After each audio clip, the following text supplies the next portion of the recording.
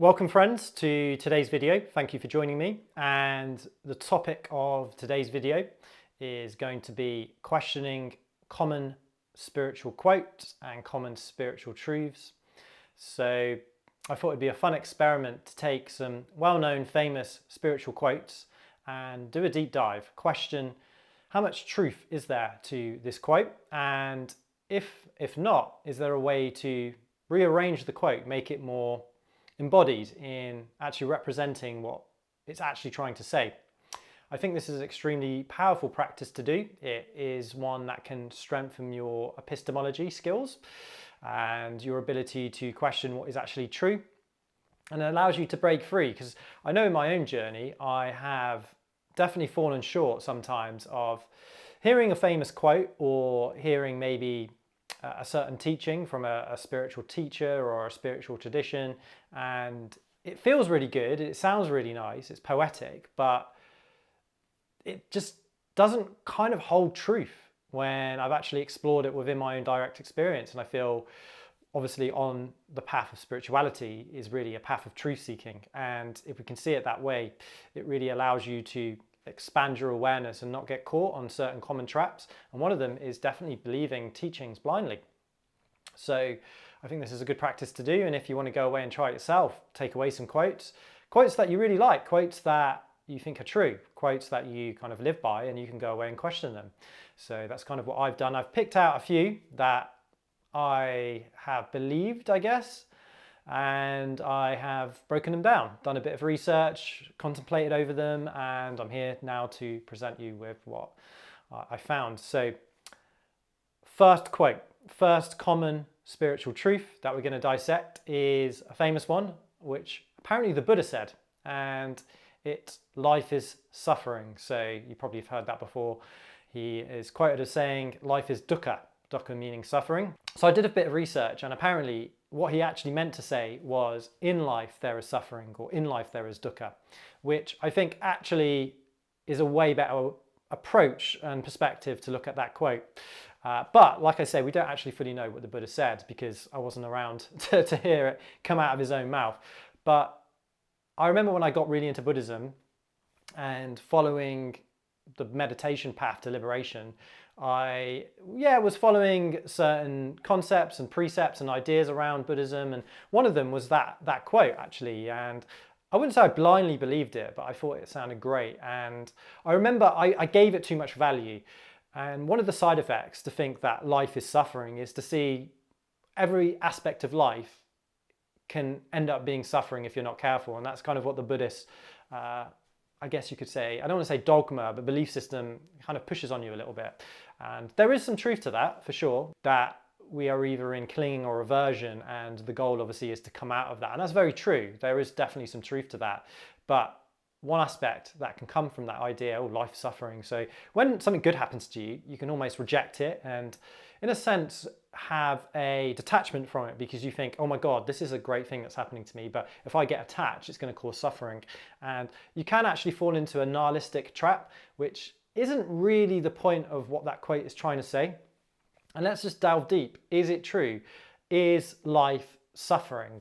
And I would argue no. So this quote, life is suffering, is not a true quote. It's not a fully embodied quote, and it's just I wouldn't even say a half truth, it's just pointing out a fact. There's too many nuances to that statement to say that life is suffering, because for a lot of people, and it depends on neurodiversity, where you're born in the world, your genetics, how connected to you are to the spiritual path, or spirit, if you want to call it that. There's just so many factors that can determine how much suffering is going to be in your life. And I mean, obviously, I know in that perspective, in the Buddhist perspective, they would say, well, that's your karma, which is, fair. That can kind of cover that, I guess. So in my opinion, it's a bit of a cop out to a degree, but yeah, that can cover that. So there's just so many aspects, and let's be honest, not every aspect to life is suffering. Well, so I know from my own experience that I would say a better way to look at that quote is, in life there is suffering, as the Buddha said. So suffering is a part of life. And the reason why he said it was for that very reason. The reason why there is suffering in life and why that can actually help you is because it can help you awaken to more of what's actually going on within your own direct experience, which is why he invented meditation. Well, I don't know if he invented it, but why he really was a advocate of meditation, because it allows you to expand your mind and see more of what's actually happening within your experience. So in a way, experience and consciousness, you could argue, are the same thing. And through practice and insight, and obviously if you want to practice and use psychedelics, you can expand this awareness, this consciousness, and see that there's more going on. And one of the motivations, one of the biggest motivating factors towards that is if this character that we have is suffering, if the person that we think we are, which is obviously a deeper truth, as we can get into that in a minute, if that is suffering, then it's a kind of motivation to go, oh, I'm suffering, I can't seem to escape my suffering, and I want to see if there's more. So it's a great tool to use for motivation. So for that very reason, when he said life is suffering, that's my interpretation. He's saying, oh, look, there's issues in the world and you're probably going to experience suffering. The chances are extremely, extremely high. You'd have to be extremely lucky if you've never once experienced any suffering in your life. Now, we can also look at it from another perspective, that actually for some people, unfortunately, and I hope this wouldn't happen to you, but it can, is that you can suffer deeply. And for a lot of people, that is probably going to be a reality. Obviously, one of his insights were, oh, we have a body, we have a mind, and we're vulnerable. And for that very reason, there's a high chance of suffering for that very reason. We get sick, there's a lot of issues within the world, and we're very sensitive, we're very vulnerable. So for that very reason, question, okay, is there more to life than what I think there is? Is there more to life than meets the eye? And obviously there is, and that's what this path is for, the spiritual path of awakening. So yeah, it's there's light at the end of the tunnel, but yeah, ultimately the quote can be, it's too easy to misinterpret that quote, and it is good, there is a reason behind it, but it doesn't fully encompass the whole. Let's rearrange that quote. So maybe let's look at, in life there is suffering. That is definitely a better way to look at it. We can also say, or look at it from this perspective, life contains suffering, but it also contains a path beyond suffering. So it fully encompasses, I guess, what we're trying to do. In a sense. So it's not as poetic, and it's more, you're adding more words in, but I think it definitely covers, it just makes it more holistic. And if you want to be more poetic, you could say life's nature is not to suffer. To suffer is the nature of resistance. Letting go of resistance leads you to the river of freedom. So that's like just a play on words that I just kind of came up with and thought it was kind of fun. So overall, the quote, life is suffering, is it true? We're going to say, not so great. Okay, we're going to give it a B minus for that one.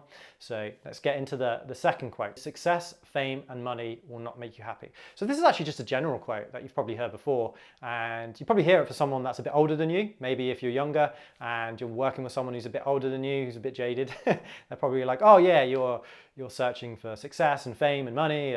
I'm telling you now, it doesn't make you happy. And you've probably heard it from certain celebrities. I know Jim Carrey says that a lot. And it's definitely a quote that's propagated for sure in spiritual tradition, spirituality, and just, yeah. And is there any truth to, does fame and money and success, does it make you miserable? So we're going to give it, we're going to say kind of, it's an okay quote. So there is definitely some truth to that.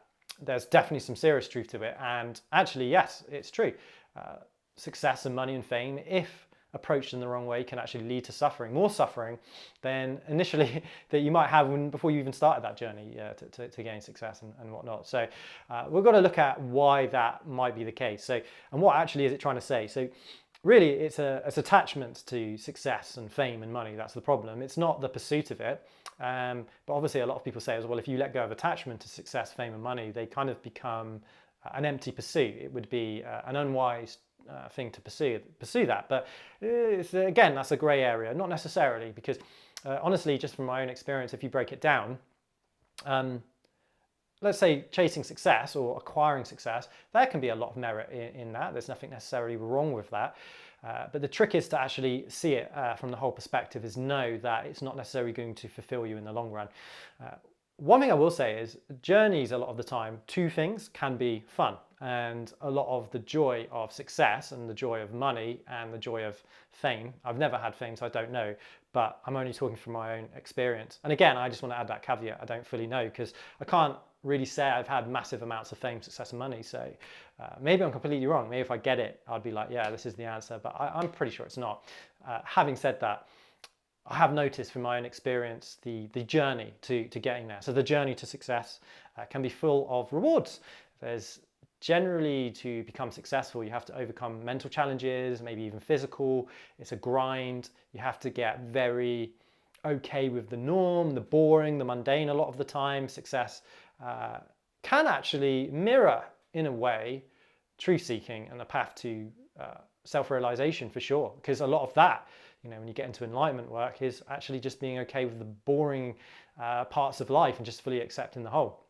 And a journey to success can definitely do that and has merit within that.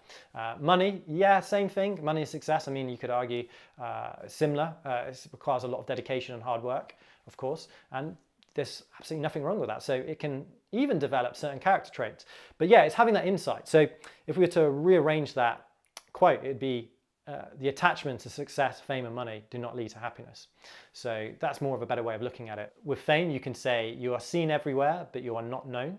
With money, you could say you gain everything to realize you've gained nothing. You have everything to realize you have nothing. With success, you could say, I've reached the top of the mountain, and then I realized when I looked up, I'm not even halfway. And then when I look down, I realize I'm still at the bottom. I love that quote. And just to sum it all up in a kind of non-dual perspective, you could go, success, fame, and money can feed your story, but they cannot feed your soul. And having said that, there is absolutely nothing wrong with trying to fix your story. I know a lot of the time in non-dual traditions, there's this fight against your story. But hell, I know obviously there's a lot of suffering can be contained in narratives and story, but also at the same time, we do have one, and you might as well try and make it the best you can, as well as try and obviously wake up from beyond that. So, half truth with that one. We're going to give it a B and say it's pretty good, 7 out of 10. But funny enough, one thing I will say is it's probably a quote that a lot of people need to investigate. Actually, especially in today's world, there seems to be a massive obsession around success, fame, and money, more so than there used to be. It appears anyway. So yeah. That's probably definitely a good one to contemplate. So number 3, we are talking about Eckhart Tolle's quote from The Power of Now, being present. This is a famous one, and people used to say that to me all the time, especially at work. They'd be like, "Oh, you're very present today," or "You're not very present," and it used to frustrate me a little bit. So I'm going to go straight ahead and say it. So being present it's not really a quote, is it? It's more of just a spiritual truth. You could say it doesn't sound poetic, but yeah, I'm going to say it's false. I'm going to give it a 4 out of 10, and I'm going to explain why. So it is misleading, and it's not the full, like I say, it's not the full spectrum. So what's really going on is basically you're noticing presence. You don't become present, or I am present today. You're just noticing that that's there, because it's always there.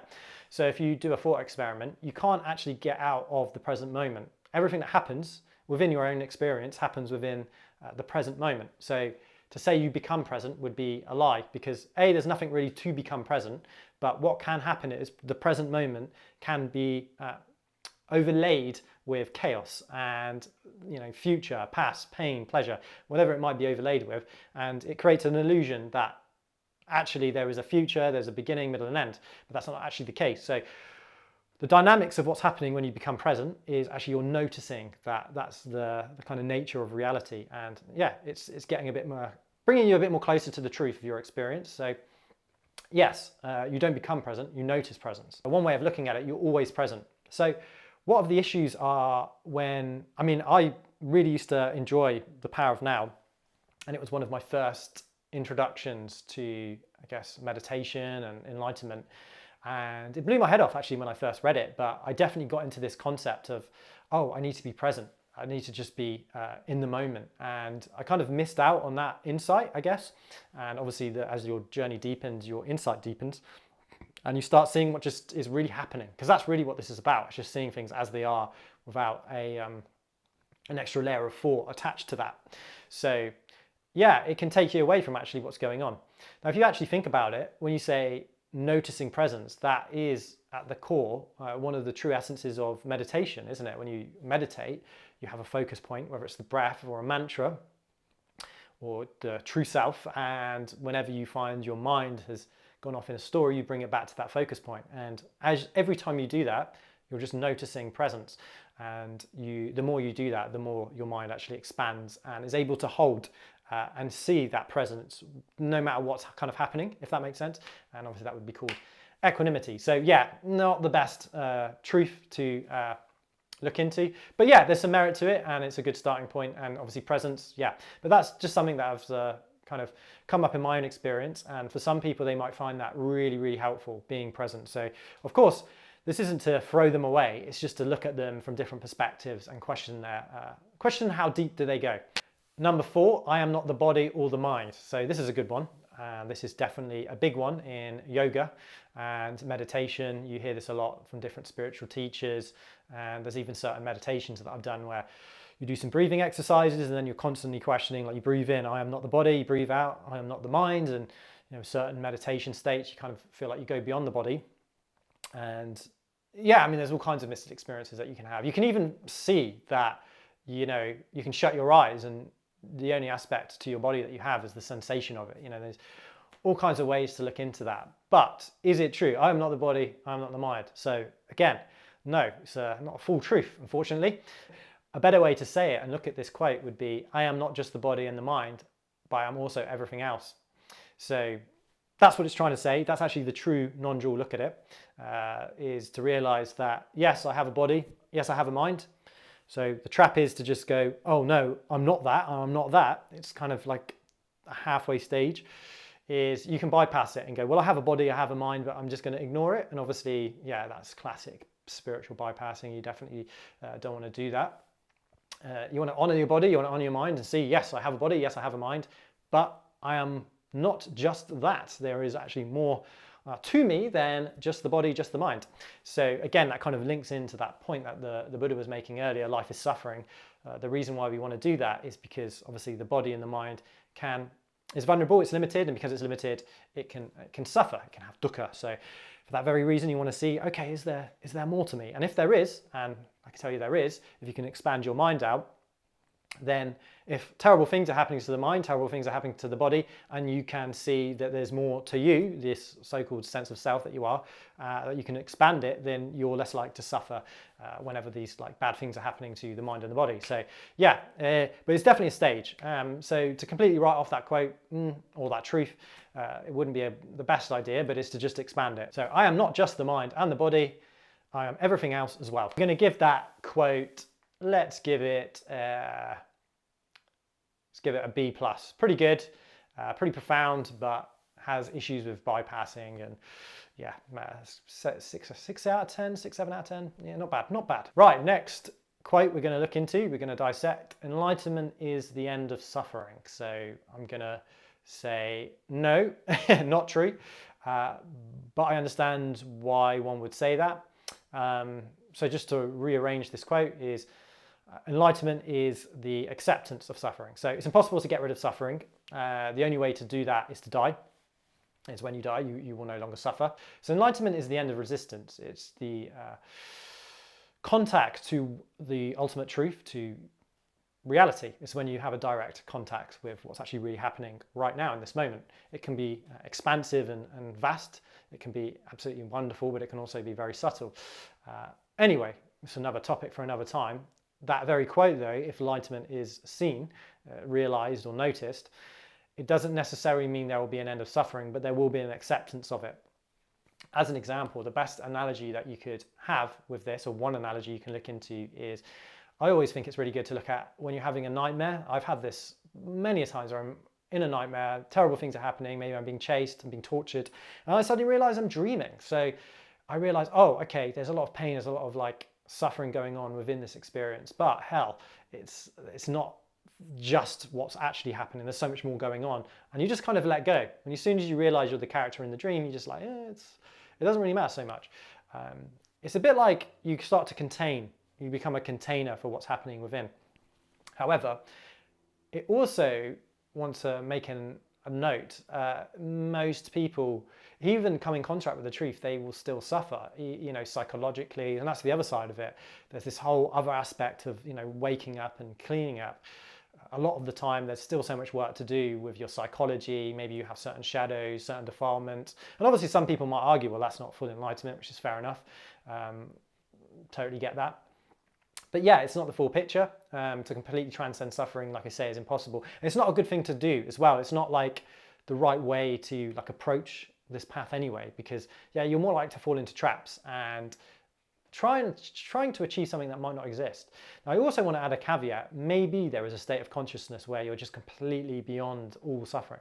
It is definitely possible. I'm sure of it. But probably extremely difficult to achieve. But for most humans, I think, and like I said, I don't want to put a limit on your journey, but yeah, for most humans, you're probably gonna, it's probably wiser to see, rearrange that quote, enlightenment is the acceptance of suffering. So we're going to give that, I'm going to give it a C, because it is misleading, 5 out of 10. And yeah, there's a lot of issues that can come in with believing that. Don't blindly believe that quote either. But don't even blindly believe me. Find out for yourself if you achieve a state of complete, suffering transcendence. Because another way to look at it, you still, like we said, you still have a body, you still will get sick at some point. Suffering will still play a role within your experience, but how attached you are to that experience, that's the question, isn't it? Number 6, so this is a famous one. This actually goes outside the realm of spiritual quotes, and it's also in the kind of common mainstream consciousness. It's the ego is the enemy. Yeah, that's a good one. Or, another way of looking at that, transcend the ego. So is there any truth to that? Is the ego the enemy? So I'm going to say no again, not necessarily. Too broad, not enough nuance in the quote. No, not really. The ego is not necessarily the enemy. So the ego is a tool for you to survive in the world, but the problem is it's just not fully aware of everything that's around itself. So for that very reason, it is very true to say that is basically the root of a lot of issues, 100%.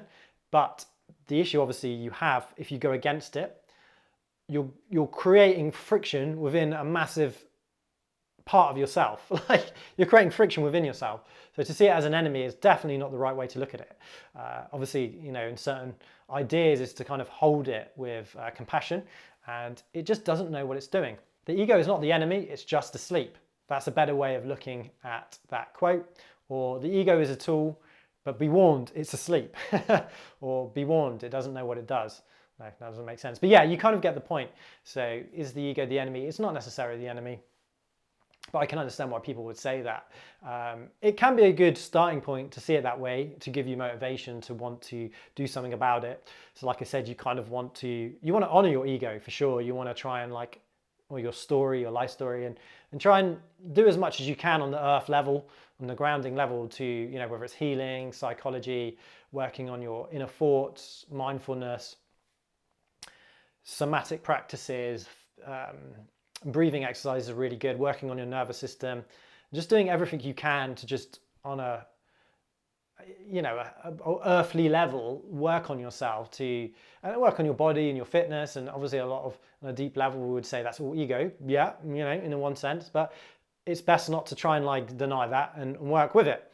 But then if we can add that extra perspective into it, that we can awake beyond it, then it also gives us even more expansion, and it bleeds into that. So as we were saying, the ego is not the enemy, it's just asleep to where it came from. To say that, if it wakes up to where it came from, then what it really is will start, or who you really are, will start to bleed into your ego. And that's actually the goal a lot of the time. One way to look at this this kind of journey that we're on is to see who we really are, see the essence of that, and then allow that to, I guess, permeate parts of your ego and parts of the way you approach the world. So ego is the enemy. Nope, I'm going to give that an F. It's a fail. Not a good way to look at things.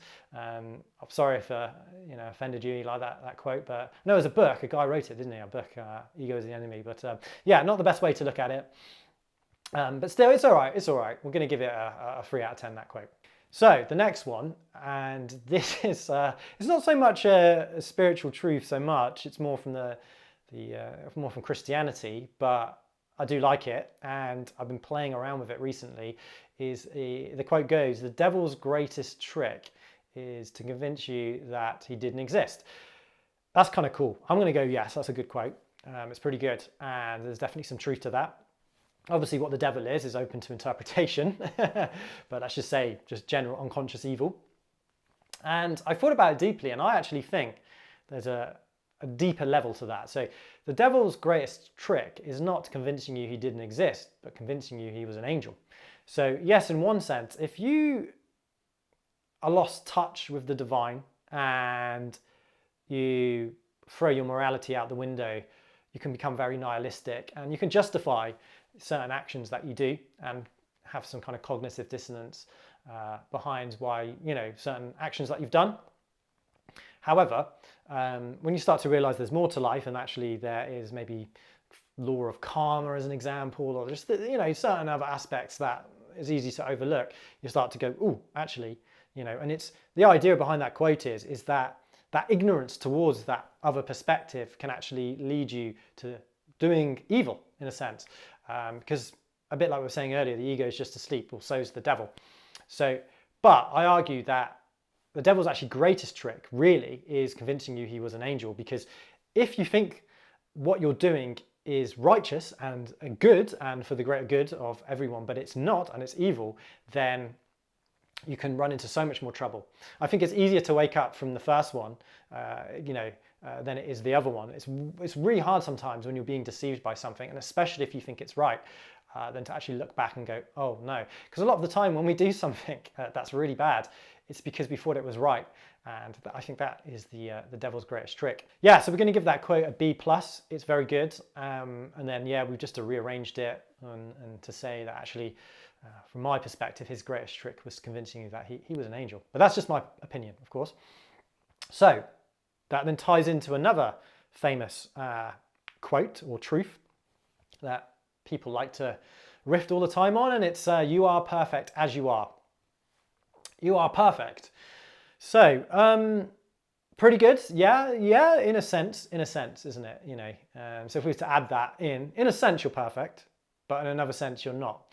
Because let's face it, a lot of the time, just admit it, we don't feel perfect. I mean, maybe some people do, and if you do, that's great. But a lot of the time, I know for myself, that just doesn't really hold true. And it doesn't really hold true if I just observe other human beings. They don't seem to act like they feel perfect all the time. We come with insecurity.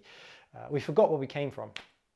And I think this ties in with the devil. If you look what the devil is, he forgot where he came from, and for that very reason, the reason why he forgot where he came from, where did he come from? He came from heaven, and he wanted to remove himself from heaven so he could create a world of his own, with his own rules.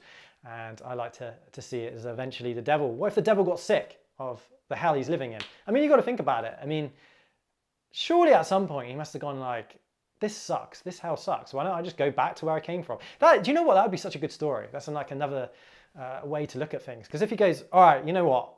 I screwed up here. I've created my own hell.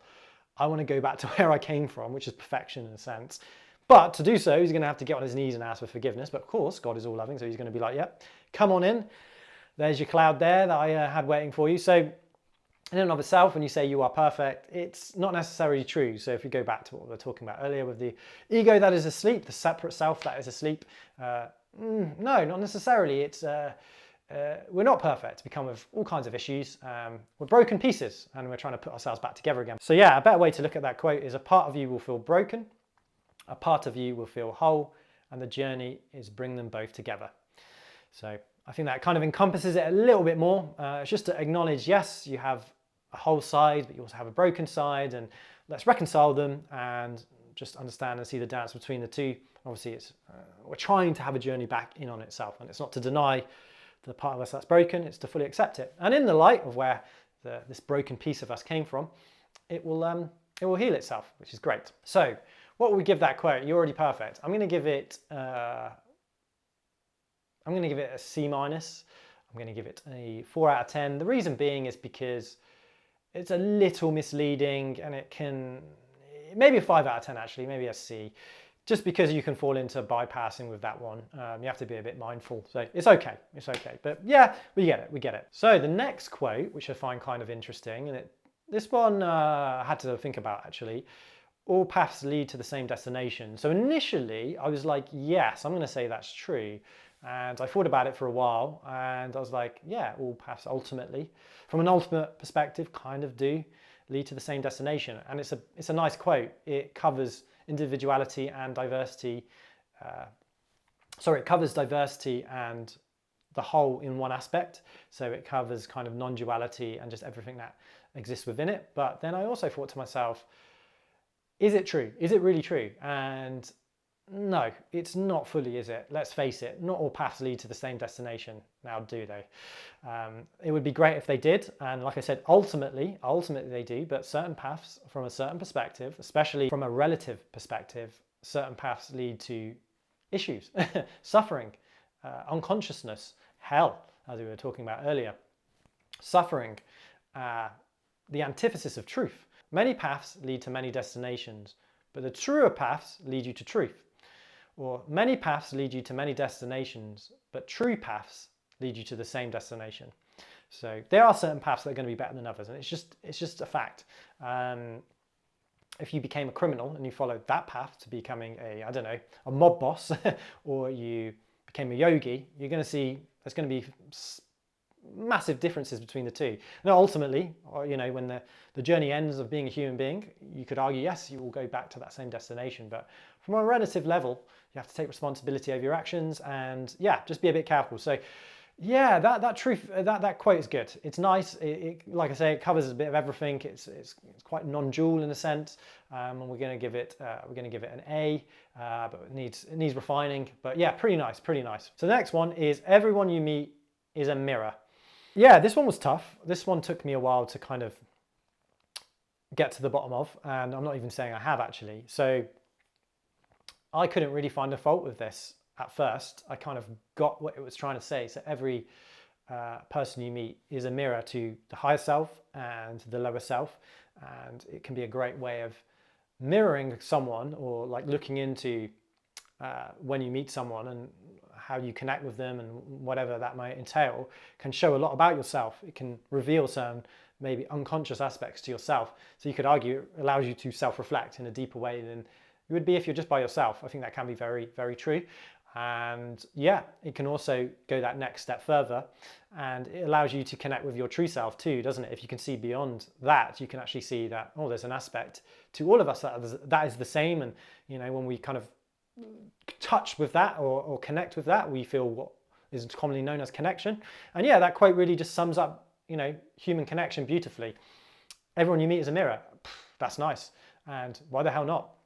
However, what are some issues of that you don't over obsess that everyone you meet is a mirror and constantly analyze everything that you feel every time you meet someone new or whatever. I've definitely been through that phase when I was trying to work on myself and become maybe more confident. I'd always be so critical at how I'd feel around other people and always see it as my own fault. But ultimately, sometimes, it's not that deep, and sometimes you meet people, it is what it is, and you just feel certain things and you don't need to look at it from that perspective. But it can be nice, and it does kind of cover the whole, doesn't it? However, can we deepen that quote? Can we look into it and rearrange it? I couldn't really. Maybe one thing I could add is sometimes when you meet someone, you can see that they're a mirror into yourself. Yeah, that's the only thing I could really say to that one. But yeah, pretty good. So I'm actually going to give that an A and say, yeah, that was decent. I liked it. So the last quote is, attachment is the root cause of all suffering. And I wanted to just pick one quote where I didn't kind of go away and think about it or contemplate it and just do it live here for you in front of the camera and just give it a little bit of thought right now. So I get the point.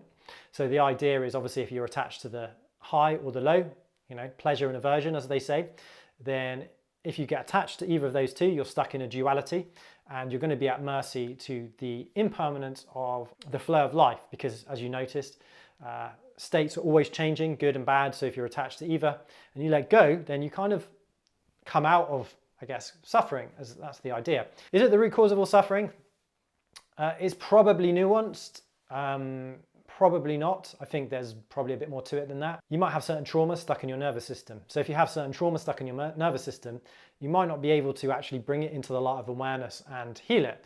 So attachment necessarily isn't the root cause of all suffering. Maybe unconsciousness is, because that would then allow you to kind of add in that other perspective, your shadow side. Because a lot of the time when we have shadows and we have issues within our nervous system, it's because it's not coming out into the forefront of our consciousness. It's somewhere in the subconscious. So for that very reason, we're not able to work on it or heal it or allow ourselves to let go of it. So if it's stuck there, because you could say, well, right now I'm just going to let go of all my attachments, but you'll find it probably won't work because there's so much stored within your hardwiring that it's not going to happen all at once. You're going to have to work through it. So yeah, kind of, it is definitely one aspect for sure. But ultimately, I feel the root cause of all suffering is unconsciousness. And in that, a growth in consciousness would be the best approach for anyone to come out of any hard time or suffering. Give it a try yourself. Have a look at different quotes, spiritual truths that you really resonate with and question them. I think it's really good to do that. Really question the ones that are really true to your heart. I've picked out some ones I used to follow and I used to like, and I've just tried to kind of flip them on their head, see where they go, and if you can kind of make and rearrange the quote for yourself. Gain full autonomy over your own wisdom, right? And not rely on some quote someone said 3,000 years ago that you've never met. Not to say they didn't have a lot of wisdom, I'm sure they did, but ultimately this is about finding wisdom within yourself. And yeah, it's up to you. It's about getting that power within yourself. And I think this is a great tool to do that. It really strengthens, again, as I was saying, like your epistemology, your ability to see things in different ways. And yeah, I think it's always good to question things for sure. And I hope this helped, and maybe I'll do a part 2. Thank you for making it all the way to the end. And if you find it helpful, obviously click the subscribe button. But yeah, we'll catch you in the next video. See you soon. Thank you.